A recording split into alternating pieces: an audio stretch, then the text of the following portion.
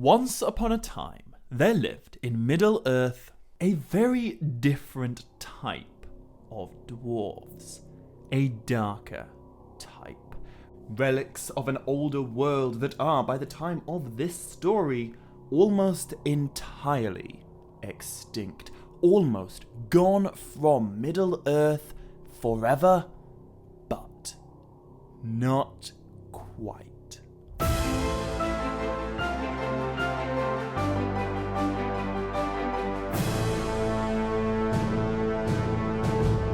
Maya Govanen Melanin, and welcome to another installment in this series explaining and breaking down Tolkien's epic First Age tale of the Children of Húrin. In the last video, we explored Túrin's time among the outlaws of the wilderness, the wolfmen, the Gawrwaith, whom Túrin has now become the captain of. It is Túrin's hope that he might redeem these Gawrwaith and reforge the gang of outlaws into a fighting force of his own, a group of warriors in the wild to resist the rising tide of Morgoth's dominion. So in this video, I will continue the tale of Túrin and the Wolfmen, and I'll check back in with Túrin's epic elven buddy, Beleg Cuthalion, who returned to Doriath alone after Túrin pridefully refused to accept the pardon of his foster father, High King Eleuthingol. However, just before I get back to our main characters, there is a new character that I want to take a moment to introduce, because not only is this guy a fascinating and unique individual, he represents one of the final vestiges of an older world. He is a living relic, a persistent piece of the past belonging to a long-forgotten people. And by the end of his life, he will be the very last of his kind. So, this guy's name is Meme. But in order to understand who Meme is and where he came from, we first need to take a look at a particularly peculiar group of ancient beings whom Tolkien called the Petty-dwarves. Now, the Petty-dwarves, or the Nibin Nogrim, as they are known in the Sindarin tongue, are quite a bit different from the other dwarves of Beleriand and the rest of Middle-earth. They are not of Durin's folk, but they are also not accounted among the Firebeards, or the Broadbeams, or any other clan of dwarves in Middle-earth. Instead, they are very much their own thing. But that wasn't always the case. A great deal of the specifics surrounding the Petty-dwarves are steeped in mystery, and Tolkien even wrote, "Long out of mind, little was known of them even in days of old." But we are given just enough information to draw some pretty interesting conclusions. So, first question, where exactly did these Petty-dwarves come from? Well, they came, some said, of dwarves that had been banished from the dwarf cities of the East in ancient days. But although it might seem that these dwarf cities in the East are a reference to the great First Age dwarf cities of Belegost and Nogrod in the Blue Mountains to the east of Beleriand, I don't actually think this is the case. We know that the Petty-dwarves were in Beleriand before either Nogrod or Belegost were delved, and so I would speculate that the dwarf city from which the ancestors of the Petty-dwarves were banished was, potentially, Khazad-dûm.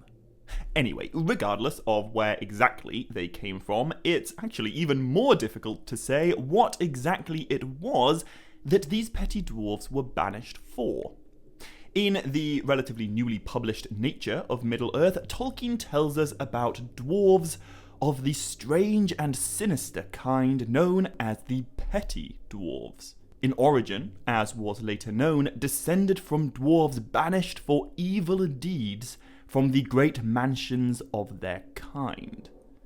there are no details on the specifics of these evil deeds, but in the Children of Húrin, we are told the petty dwarves loved none but themselves. If they hated and feared the orcs, they hated also the Eldar, and the exiles most of all, for the Noldor, they said, had stolen their lands and their homes. So, I think it's fair to say, these petty dwarves represent a kind of third party in Beleriand. They are no friends to the bad guys, they are enemies of Morgoth, but they are also enemies of the elves, and they seem to hate what we would call the good guys no less than they hate the orcs. So, second question, how are these petty dwarves different from the other more famous dwarves of the First Age, the dwarves of Nogrod and Belegost? Well, after their banishment from the great dwarf cities of the East, these exiled wicked dwarves wandered westward before the return of Morgoth. Being masterless and few in number, they found it hard to come by ore of metals, and their smithcraft and store of weapons dwindled, and they took to lives of stealth, and became somewhat smaller in stature than their eastern kin, walking with bent shoulder and quick furtive steps. Nonetheless, as all the dwarf kind, they were far stronger than their stature promised, and they could cling to life in great hardship. Furthermore, in the War of the Jewels, we are told the great dwarves, so the dwarves of Nogrod and Belegost, despised the petty dwarves, who were, it is said, the descendants of dwarves who had left or been driven out from the communities, being deformed or undersized, or slothful and rebellious. However, what I find really interesting about these petty dwarves is that Tolkien basically leaves it up to us, the readers, to decide whether they are, like, malicious villains or simply misunderstood victims. There is plenty of evidence to support both of these seemingly contradictory interpretations. As I've mentioned in earlier videos, when the Sindar elves first encountered these petty dwarves in the wild, they did not know that they were incarnate beings, and the elves actually hunted and killed these petty dwarves, believing them to be animals. Now, in that earlier video, when I first mentioned this, a few people asked the very good, but also kind of grisly question, does that mean the elves ate the petty dwarves after they'd been hunted?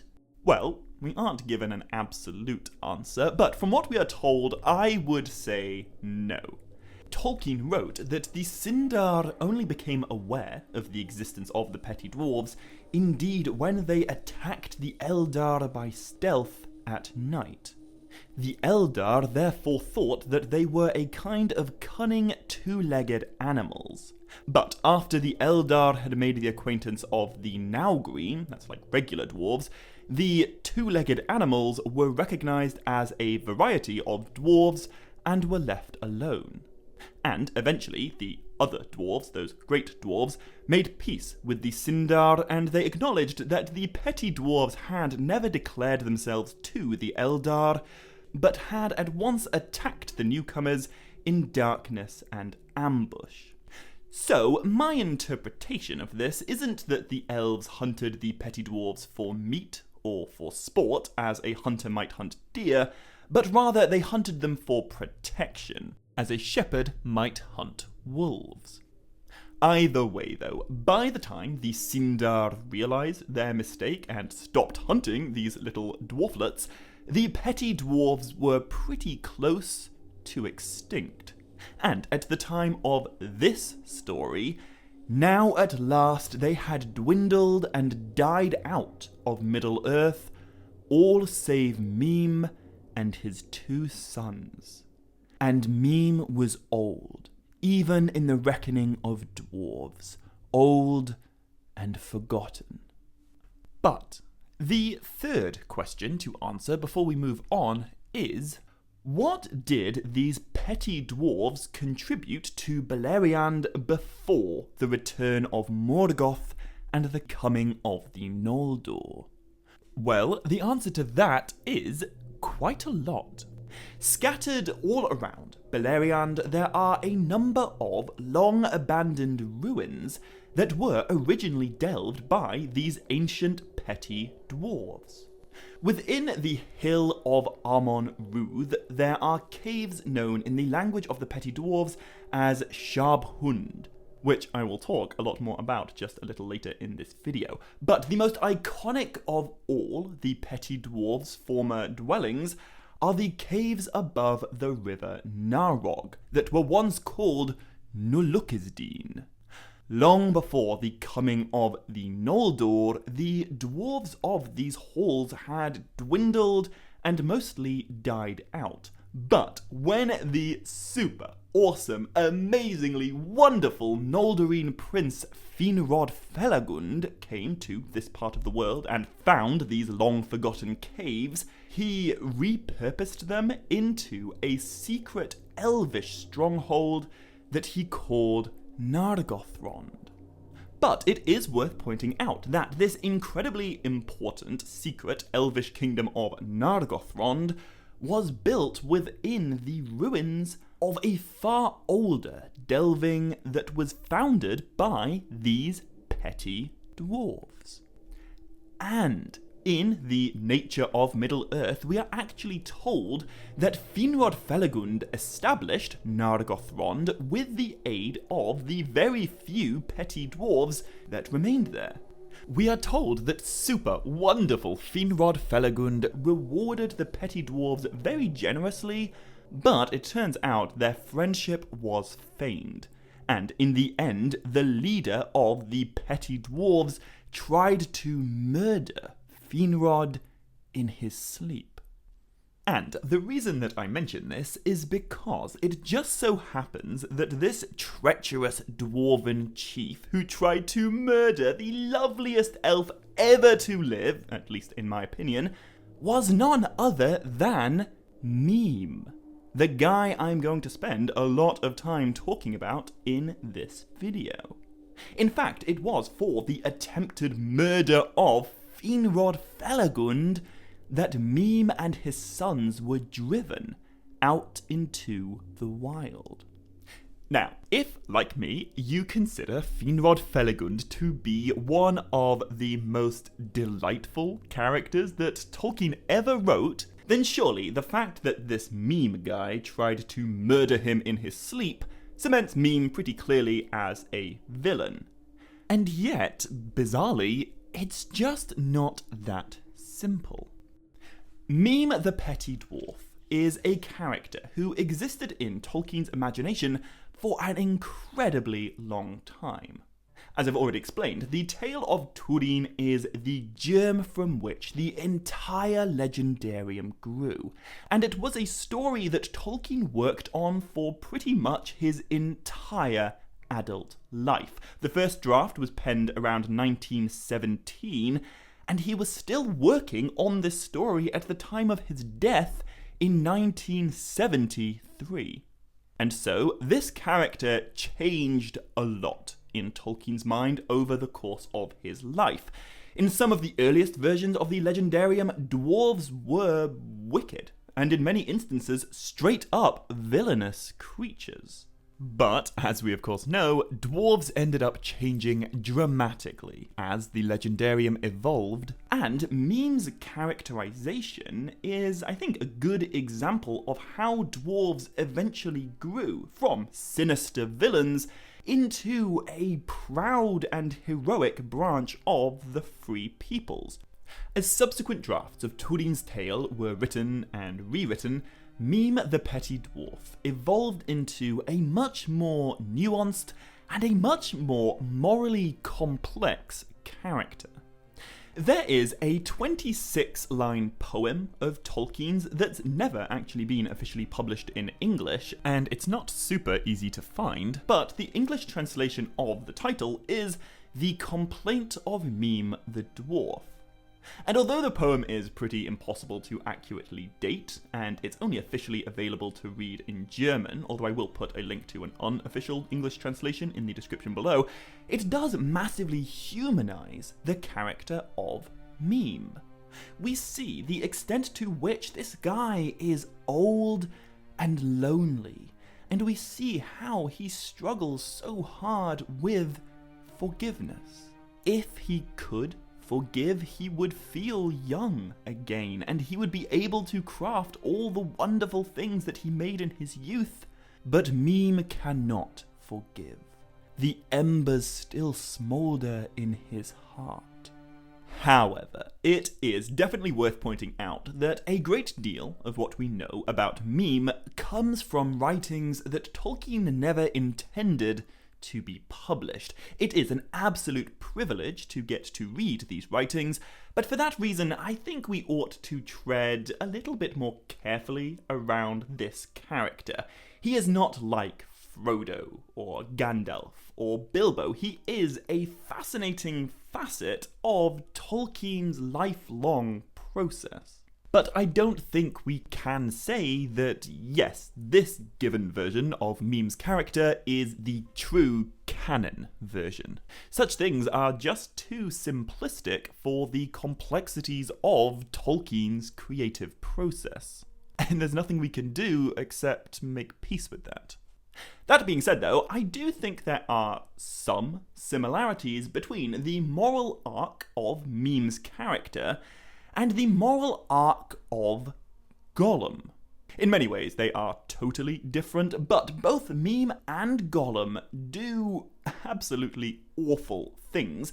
Neither of them really do achieve redemption in the end, and yet both are incredibly pitiable. Despite their actions, we want to like them. We want to see Frodo, metaphorically, save Gollum's soul, and we want to see Húrin do the same for Mime. Anyway, that was a pretty lengthy introduction, but it was necessary because we've now arrived at the point where Mime, the Petty-dwarf, enters into the tale of the children of Húrin. So, it's now been 2 years since Húrin left his home in Doriath and became an outlaw of the wild, and by now he is 22 years old. He is the captain of the Gawrwaith, but he is known to them only as Nathan the Wronged. And after the departure of Beleg Cuthalion, which I talked about in the last video, Húrin's band of outlaws are once again falling under hard times. Rains lash the land out of season, and orcs come down from the north in ever greater numbers. More often than not, the Gawrwaith were hunted rather than hunters, and as the weather turned colder and summer faded away, Húrin realized that his outlaws desperately needed to find a secure refuge of their own before the coming cruelty of winter. Anyway, one grey and rainy day, the Gawrwaith's lookout spots 3 small shadows moving stealthily among the stones. Húrin orders the 3 shapes to halt, but as he cries out, they bolt into the darkness. Arndrog the Archer, that's Húrin's second in command and his sort of friend, looses an arrow at one of the shapes, but 2 of the 3 vanish into the dusk. However, the third one, the oldest, the slowest, the one who lagged behind, he is seized by the outlaws, thrown down and held by many hard hands. The captive struggles, and he bites the outlaws like a beast, and he draws blood from Arndrog's hand, and Arndrog declares to his fellow Gawrwaith that this creature is either an orc or of orc kin. Either way, they ought to kill it. But their captain Húrin tells them no. He alone recognizes that this captive they've taken is in fact a dwarf, old and poor, but not an orc, and undeserving of death. The outlaws wish to rob the dwarf and steal whatever he may be carrying in his sack, but Húrin stops them from doing this too. He addresses the old dwarf and he gives him an opportunity to speak on his own behalf. And thus, Mime, the petty dwarf, comes face to face with Húrin, son of Húrin. Mime kneels at Húrin's feet and he begs for his life. He says, "I am old and poor. Do not let them slay me, master, for no cause, as orcs would." And at this, we once again see Húrin's immense capacity for compassion. Pity stirs in his heart, and he shows Mime mercy. However, he also knows that his Gawrwaith are facing hard times, and this strange dwarf may be able to offer them some sort of respite. Húrin says, "Poor you seem, Mime, though that would be strange in a dwarf, but we are poorer, I think, houseless and friendless men. If I said that we do not spare for pity's sake only, being in great need, what would you offer for ransom?" Now, Mime has no belongings of any great value, and he says to Húrin, "I do not know what you desire, lord." But Húrin looks around at the bitter wind and rain-swept land, and he replies, "At this time, little enough. A safe place to sleep in, out of the damp woods, doubtless you have such for yourself." Mime confirms that yes, indeed he does, but he cannot give it to the outlaws in ransom for his life, for he is too old to go back to sleeping under the cold and unfeeling sky.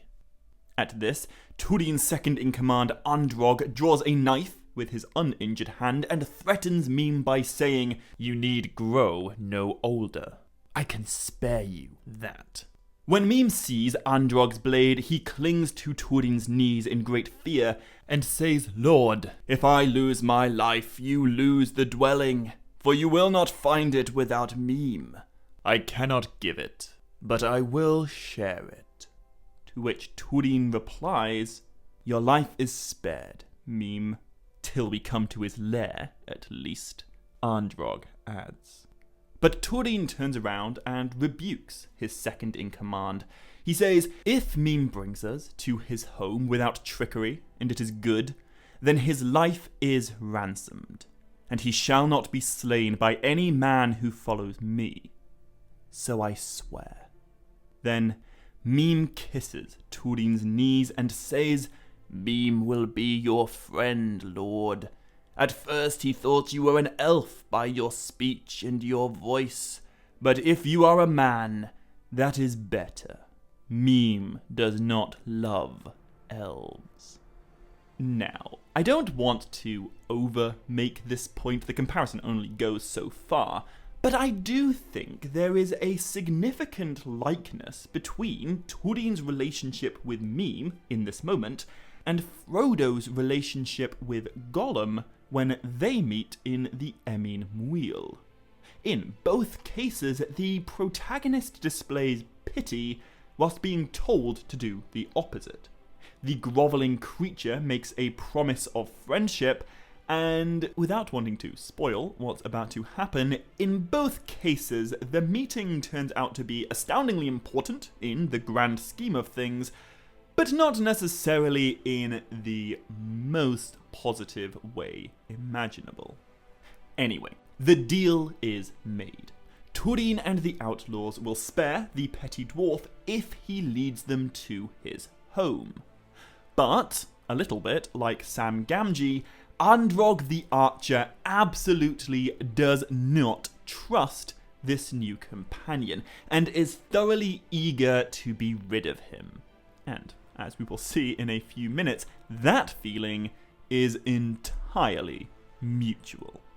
So, Mime leads Húrin and the Gawrwaith to his home within the hill of Amon Rudh, which is a Sindarin name meaning bald hill. But a Sindarin name is not the original name for this place. As I've already mentioned, in ancient days this hill belonged to the Petty-dwarves, and in their language it was known as Húrin.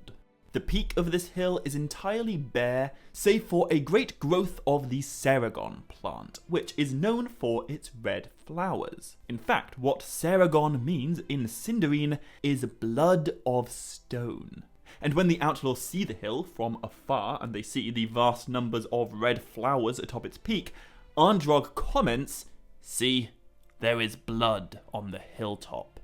To which Húrin replies with the most foreboding words imaginable, "Not yet." As Mime leads the outlaws up the thorny slopes of the hill, he takes them on secret paths that they themselves could not ever have found on their own, until eventually the dwarf brings the outlaws to his cave, although cave is a bit of an understatement for what this is.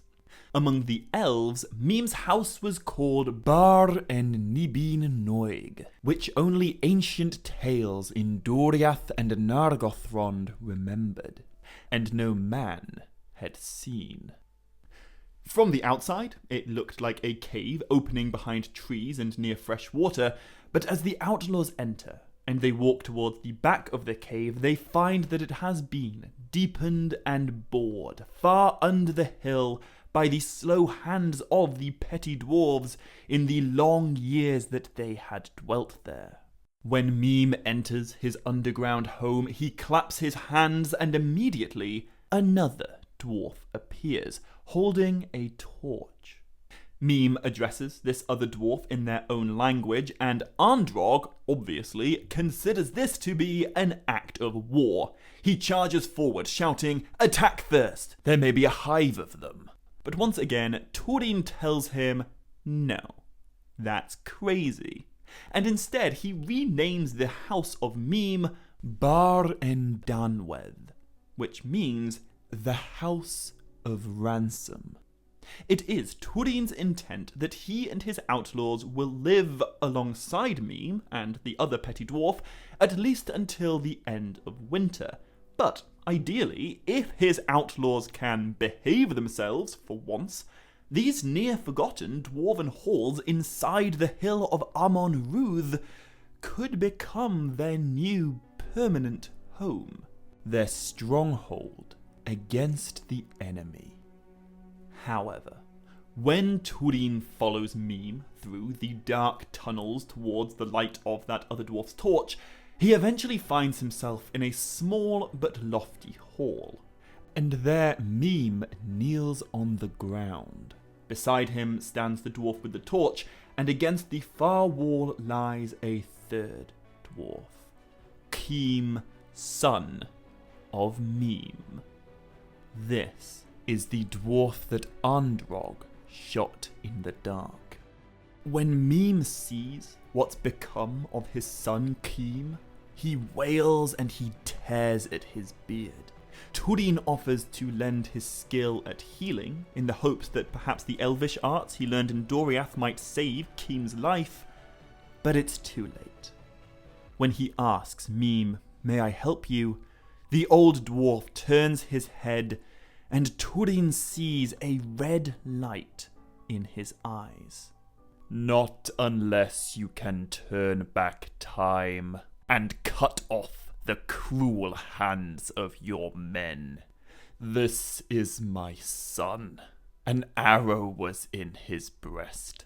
Now he is beyond speech. He died at sunset." In this moment of sorrow, pity, long hardened once again, wells up in Húrin's heart like water from a rock. He says he would recall the arrow if he could, and he tells Mime, "Bar en Danwedd, House of Ransom, this shall be called in truth. For whether you dwell here or no, I shall hold myself in your debt. And if ever I come to any wealth, I will pay you a Danwedd of heavy gold for your son, in token of sorrow." Within, dwarven culture and through the moral lens of their people, this is an incredibly honourable and venerable thing for Húrin to say. Mime even acknowledges it. He tells Húrin, "You speak like a dwarf lord of old, and at that I marvel. My own ransom I will pay, therefore. You may dwell here if you will."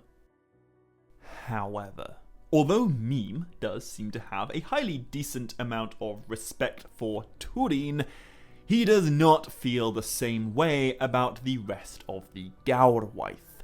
And Androg in particular, the guy who shot and killed his son, Mime cannot ever forgive. In fact, after making peace with Húrin, Mime lays a curse upon Androg, a dwarvish curse, something that we don't see very much of throughout Tolkien's writings, but it plays an important part in this story. Mime says, for all to hear, "He that loosed the shaft shall break his bow and his arrows, and leave them at my son's feet.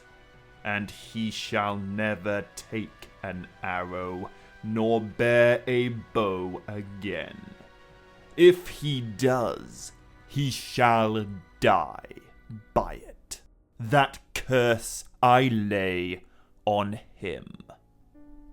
And so, with great fear of this curse, Androg the archer does indeed break his bow and his arrows, and with great grudge he lays them at Kim's feet.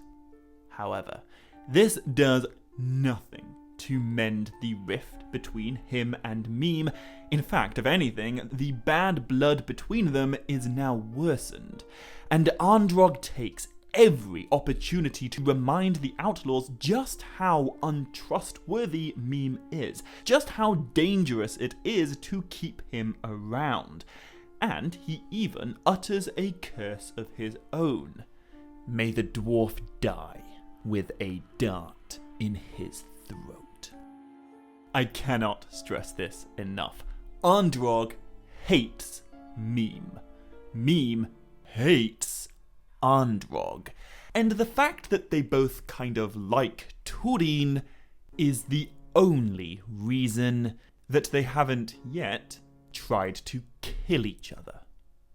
Anyway, this video's been going for over half an hour now, and I have yet to even mention the absolute legend that is Beleg Cuthalion, which I think demonstrates an immense degree of self-control on my part, but the time has finally come to remedy that. Last time we saw wonderful Beleg Cuthalion, he returned to the woodland kingdom of Dwarf alone, after Húrin refused to join him in the battles on the North Marches, where Morgoth's orcs are ever multiplying and ever growing in daring.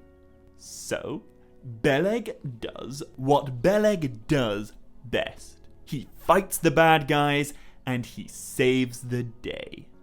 But when winter begins to bite again and the orcs retreat from the guarded realm, Beleg leaves Dimbar too, and with the threat of Morgoth stayed, at least for a while, Beleg returns into the south, back into the wild, towards the hill of Amon Rudh, where Húrin told him to seek him out. However, before doing that, Beleg returns to Doriath's capital, Menegroth, where he has one last interaction with the High King Eleuthingol and his divine queen, Melian the Maya. And in so doing, Beleg is given an incredibly awesome gift by Queen Melian herself. When Beleg explains his last meeting with Húrin and his intent to continue his quest by finding him again, Melian gifts to Beleg a store of Lembas, the waybread of the elves. Now, on the one hand, bread might not seem like the most amazing gift of all time, but this is a huge deal. In all of Middle-earth's history, we only know of 3 people who are able to make this bread. And all 3 of those people are exceptional women. The first ever Lembas was baked back during the Age of Starlight, during the Great Migration of the Elves from the uttermost east towards the uttermost west, and it was baked by Yavanna herself, one of the mightiest of the Valar, kind of like a goddess of nature and plants and animals and all growing things.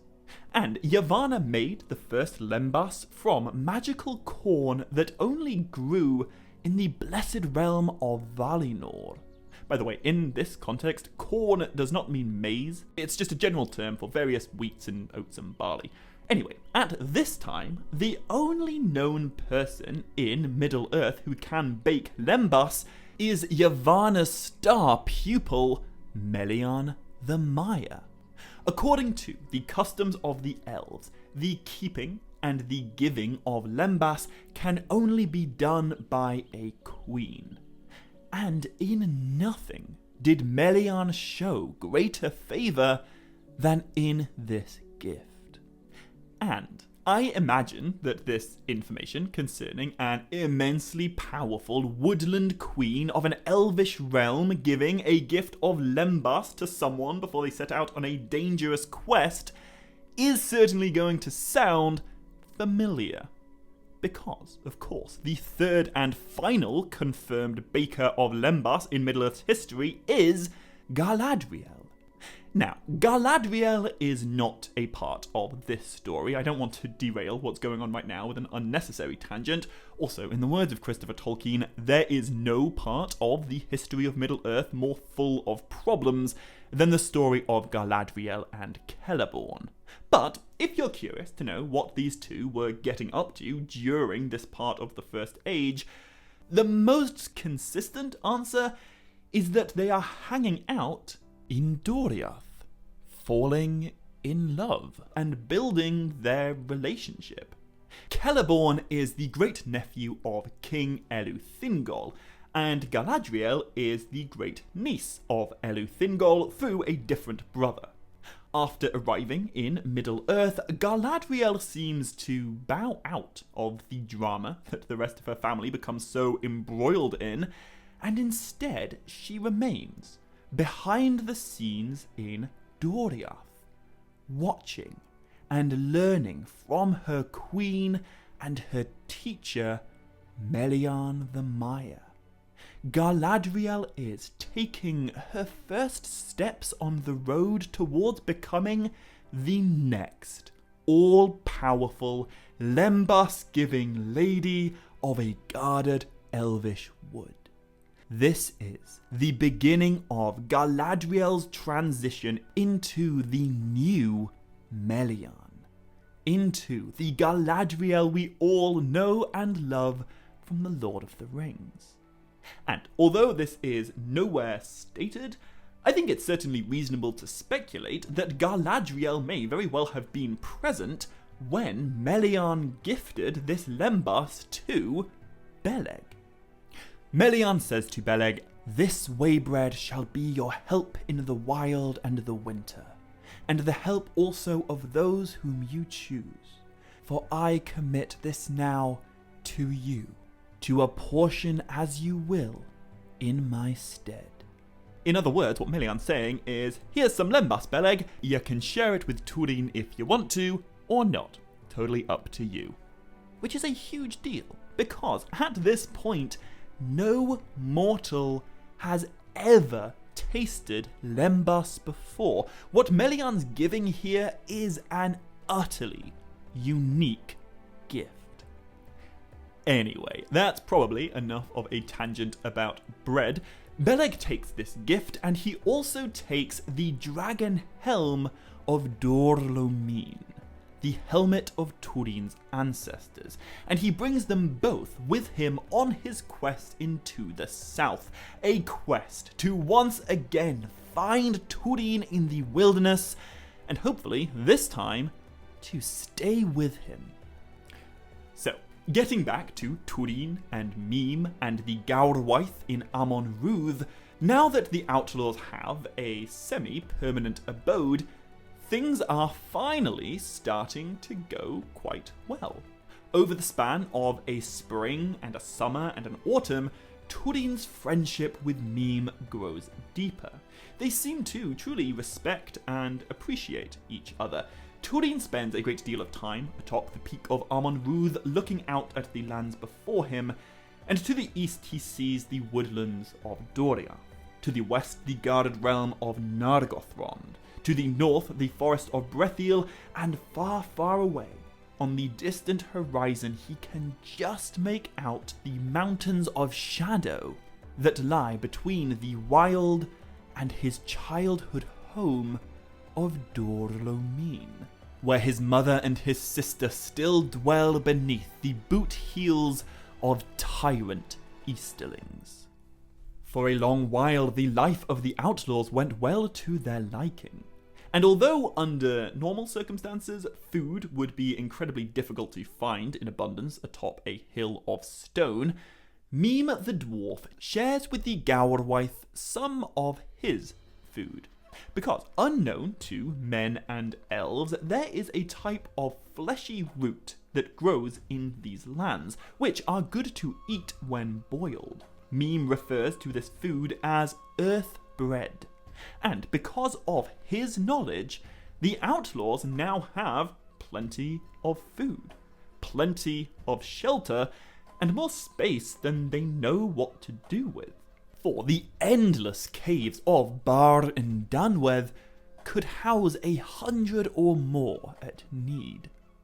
Before long, the Gawrwaith had entirely given up on their previous way of life. They went on no more raids against mortal men, and although they did not particularly enjoy sharing their home with its original owners, Mím and his surviving son, who's called Ibún, that's the only other petty dwarf left in the world, but it is better than the alternative. Of all the outlaws, only Androg is truly ill-contented. His mutual hatred for Mím has only grown over the span of these 2 years, and he just can't shake his certainty that the petty dwarf is up to something sinister.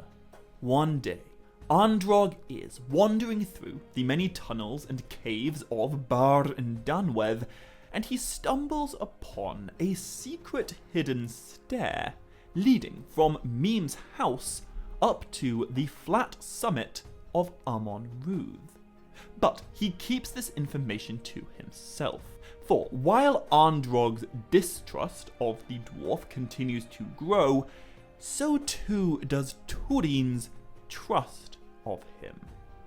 As months and eventually seasons pass, Húrin becomes ever more friendly with Mím, and the two of them frequently sit together and take counsel for long hours at a time.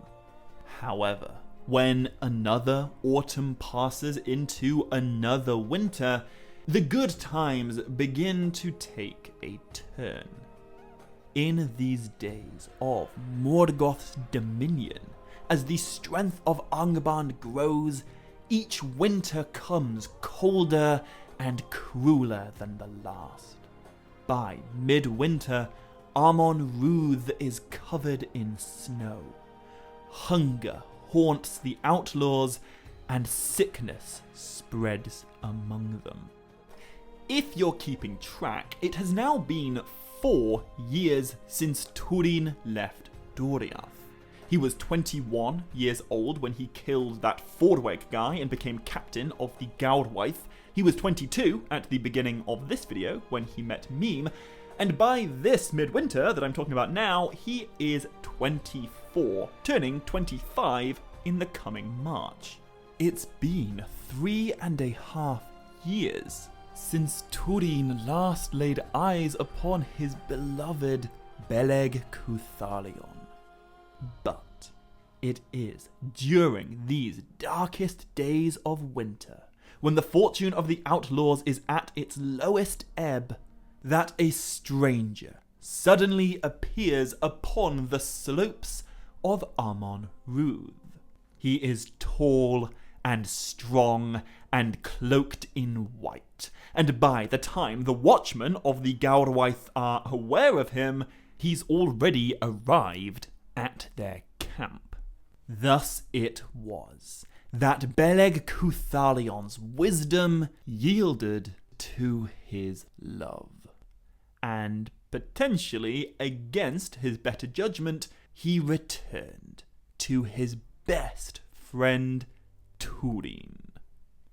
And Beleg brought with him gifts. Lembas for the outlaws, but he also brings another gift that is meant for Húrin alone. The dragon helm of Dorlomin, the dwarf-forged helmet that once belonged to Hador himself, and now rightfully belongs to the current chieftain of the House of Hador, Húrin, son of Húrin. When Húrin looks again upon his beloved Beleg, he is conflicted. On the one hand, he is delighted to see him, for he had often regretted his stubbornness. But there is still a part of him that's reluctant to accept any kind of pardon or aid or charity out of Doriath. He gladly accepts the dragon helm, for that is his by right, but when Beleg offers him some of Melian's Lembas, Húrin says, "The helm of my father's I will take, with goodwill, for your keeping, but I will not receive gifts out of Doriath." But to this, Beleg gives Húrin an absolutely epic and entirely necessary piece of tough love. He says to Húrin, "Then send back your sword and your arms.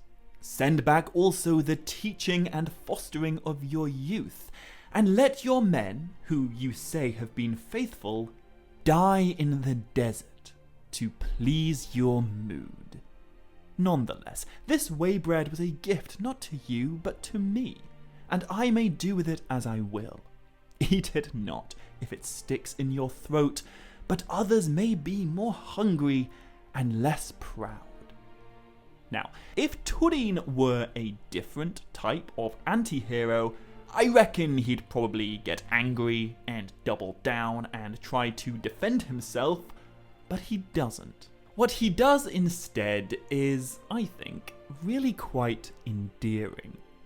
After Beleg calls him out for his ridiculous attitude towards bread, Húrin's eyes glinted, but as he looked in Beleg's face, the fire in them died. "I wonder, friend," he says, "that you deign to come back to such a churl.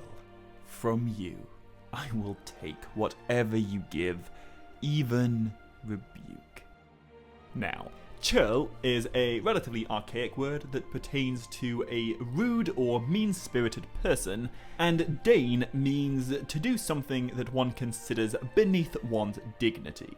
So what Húrin's basically saying here is, yeah, okay, I am being a bit of a jerk, but you, Beleg, are just too good for me.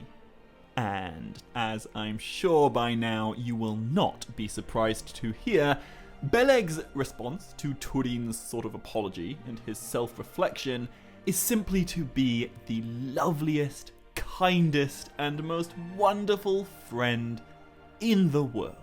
He finally agrees to stay with Húrin and the outlaws, and in the days that followed, Beleg laboured much for the good of the company. Those that were hurt or sick he tended, and they were quickly healed.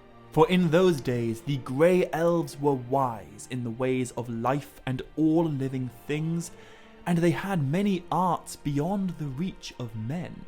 Moreover, Beleg the archer was great among the people of Doriath. He was strong and enduring and far-sighted, in mind as well as eye. And at need he was valiant in battle, relying not only upon the swift arrows of his long bow, but also upon his great sword. Basically, just by spending time among the Gawrwaith, Beleg has pretty single-handedly doubled the badassery of the Gawrwaith. For the first time since Húrin was a teenager, he and Beleg are finally reunited for the foreseeable future. Once again, they are fighting together. They are living side by side, and they are united in common cause. As we will see in the next video, Beleg and Húrin are growing into one of the ultimate sets of friends in the entire First Age. The Dragon Helm and the Strong Bow. Unbelievably awesome. However, as great as this may sound, not everyone in Amon Rudh is happy about it.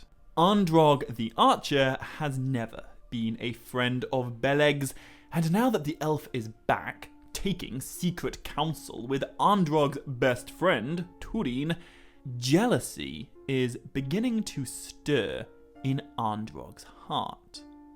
But Arndrog is not the only one who is less than enthusiastic about Beleg joining the Outlaws, and as it goes, the only thing that Arndrog has in common with his nemesis, Mime the Petty-dwarf, is that they both want to be rid of the elf.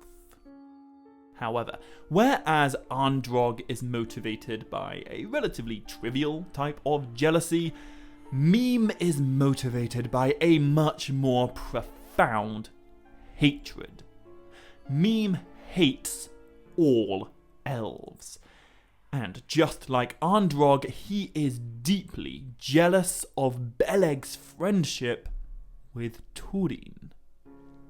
And so, the hatred that Mime bore to Beleg led him now, in his darkened heart, to an evil resolve. If Mime can't have Húrin all to himself, perhaps it's time to be rid of Beleg and the rest of the Gawrwaith.